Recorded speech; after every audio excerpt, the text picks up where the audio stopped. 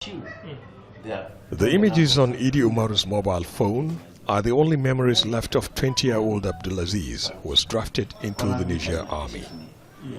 He was one of the casualties of the latest attack on Niger soldiers.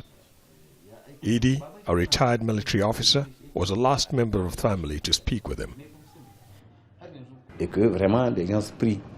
In his last call to us, he requested us to pray for him.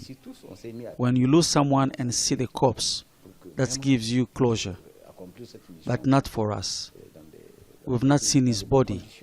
For us, that's like killing twice, as is not among those whose body were found. He wants government to investigate the circumstances of the attack and why his body has not been found. Niger recently lost at least 160 soldiers in 2 attacks carried out by fighters linked to ISIL.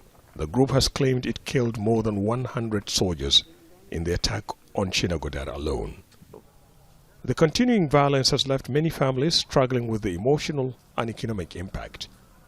HAUWA CISSE, whose husband was killed in the conflict, runs a support organization working with affected families. It's hard to explain to you how it feels to lose a husband. You have to experience it to know what I mean.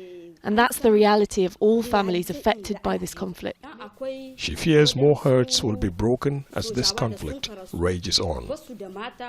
As well as the increasing number of killings in Niger and the rest of the Sahel, more than 500,000 people have been forced from their homes in the past few months.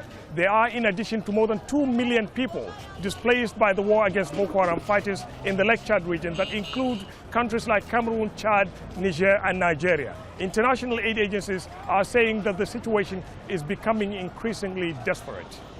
Calls for accountability and action from the government are gaining traction in Niger as the wider impact of the violence mounts.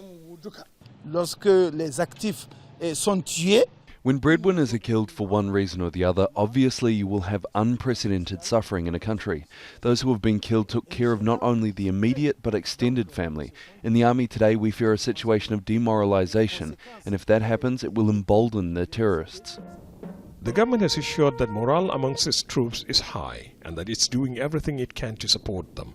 But with the security situation in the Sahel deteriorating fast, there is growing concern in the region that armed groups may be preparing to launch more attacks. Ahmed, Idris, Al Jazeera, Niamey.